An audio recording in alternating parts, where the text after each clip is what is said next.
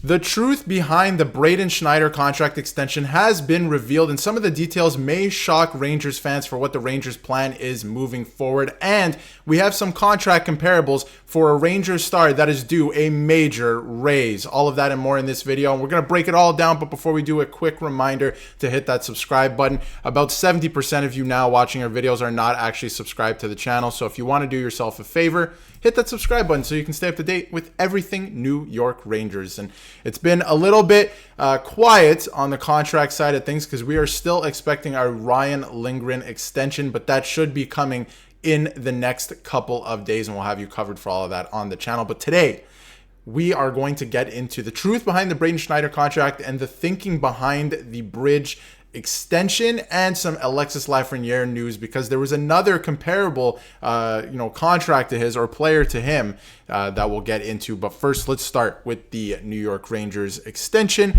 of Braden Schneider, which we got into just a couple days ago. So they extended on a bridge deal of 2 years Braden Schneider, who is, of course, an RFA, or was an RFA, and he will still be an RFA at the end of this contract, so it is pretty good. On expiry, Schneider will be an RFA with arbitration rights with a $2.64 million qualifying offer. He'll be 2 years away from UFA eligibility. So the contract in itself, and we broke it down in a previous video. If you want to go see that, check it out on the channel. But the contract itself is very good. They're not walking him to free agency. It's cost controlled for what he is, and he's only going to get better in my estimation. So I love this contract. A lot of Rangers fans loved it.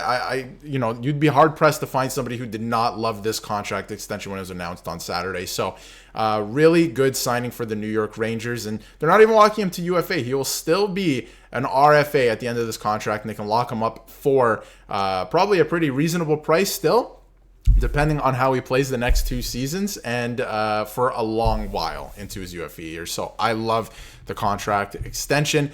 And with the reported $5.1 million of projected cap space, the Rangers still need to work out a contract with RFA defenseman Ryan Lindgren. Unlike Schneider's negotiations, which were pretty straightforward, Lindgren's are more difficult. Obviously, Lindgren filed for salary arbitration just a couple weeks ago, and that should be coming up in the next couple days. And the Rangers, I think it would be in their best interest to get this done before it goes to salary arbitration and lock up this player to a long-term deal somewhere in the $4 million range, because they have a little bit to work with. And like we're about to get into, could be good for the New York Rangers here. A little bit of salary cap space. So after the Schneider and Ruud signings, the Rangers have $5.1 million, roughly 5.1, a little bit more, in cap room with just Lindgren to be signed. And Lindgren's been rumored he's going to make more than $3.6 million. I would say it's somewhere in the $4 to $4.5 million range he's going to make. And they're just kind of stuck on a term in years, right? So I would say he would make somewhere in that. So the Rangers should have a good amount of cap space at the deadline. Totally agree with that. Should have a lot to work with at the trade deadline. So honestly, great move for the New York Rangers here. Locking up this player for the next 2 years, very cost controlled, and you don't even walk this player to his UFA years, right? You still have him under control as an RFA at the end of this contract and lock him up for some years.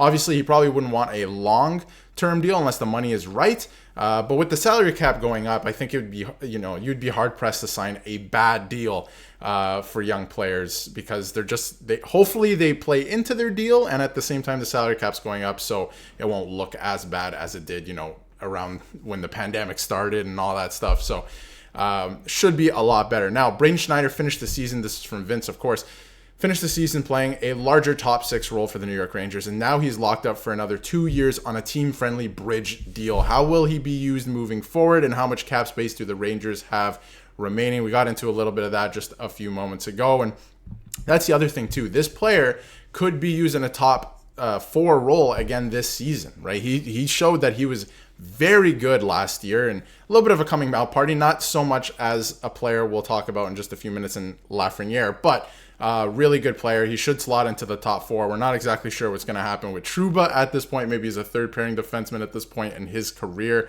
The salary cap, say what you want about it. The salary that he was signed for, was he worth it at the beginning? He's not worth it now. Whatever you want to get into that. Looks like this player, Schneider, could be a top 4 defenseman heading into this season.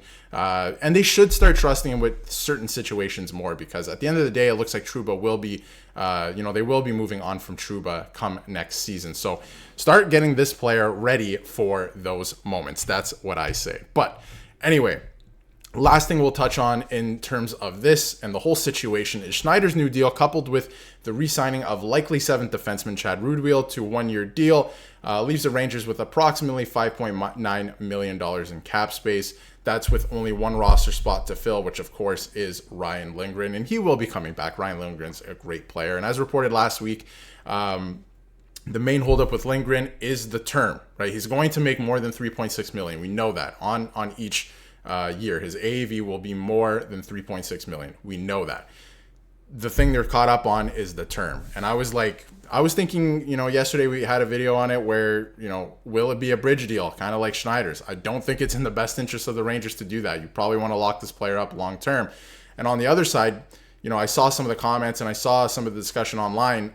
This player gets hurt a lot, right? Maybe not hurt a lot, that keeps him out of the lineup, but you have to wonder about his body moving forward if it will hold up. So something to think about. We're not sure what's going to happen there. Obviously, that's the main discussion point in negotiations right now, so we will stay tuned for that. Now, to touch on this, Quinton Byfield signed a new contract extension, and it leads to questions about the future of Alexis Lafrenière, and this is, of course, from Remy as well. And I would say Byfield could be a comparable for Lafrenière, right? And we'll get into their stats in just a second here. Alexis Lafrenière played 82 games last season. He played the entire season. He had 56 points. And when you look at Quinton Byfield, 80 games, 55 points. So I would say that's pretty, on par, good comparable for Alexis Lafrenière. And when you look at, if you look down the entire stat line, right, and I don't want to give you guys whiplash by flipping back and forth here, but if you look down the entire stat line, does Lafrenière have more points? Yes, he played a few more games, right? So they're pretty much even. Lafrenière also is more of a goal scorer at this point in his career, I think, or at least we hope heading into next year he will be. But everything's about the same. And when you look at Byfield, they were drafted in the same draft class, right?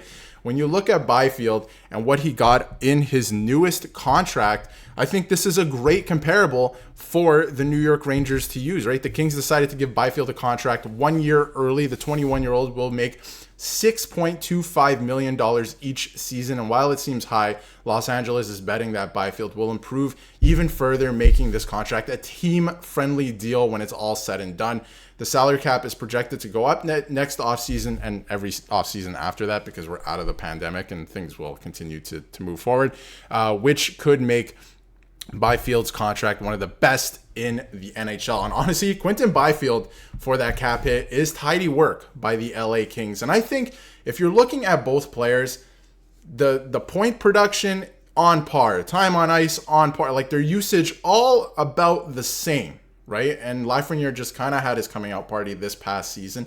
It's all about the same. So I do wonder that, Lafrenière could get a contract very similar to Quinton Byfield's, right? I am wondering about that now. They were drafted in the same draft class, right? And Byfield is a little bit of a bigger presence, obviously, physically, right? So Lafrenière, had a great playoffs in his own right.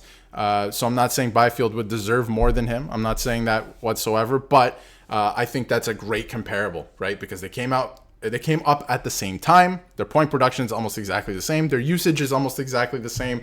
So I think that's a great comparable. And if you can sign Lafrenière to that and he continues to produce the way he was in the playoffs last season, I think that's a great deal for the New York Rangers. So let me know in the comments what you think of the Braden Schneider extension, what's going to happen with Ryan Lindgren, and let me know what you think about Quinton Byfield's contract and it being a comparable for what Lafrenière might get. Seems like Chris Drury has that on the back burner for this moment because there are some other things to take care of for next season, but something to start looking forward to. And I wonder if you want to lock up Lafrenière sooner rather than later, especially if he has an incredible season. So much to look forward to. And if you haven't yet, hit that subscribe button to stay up to date with everything New York Rangers.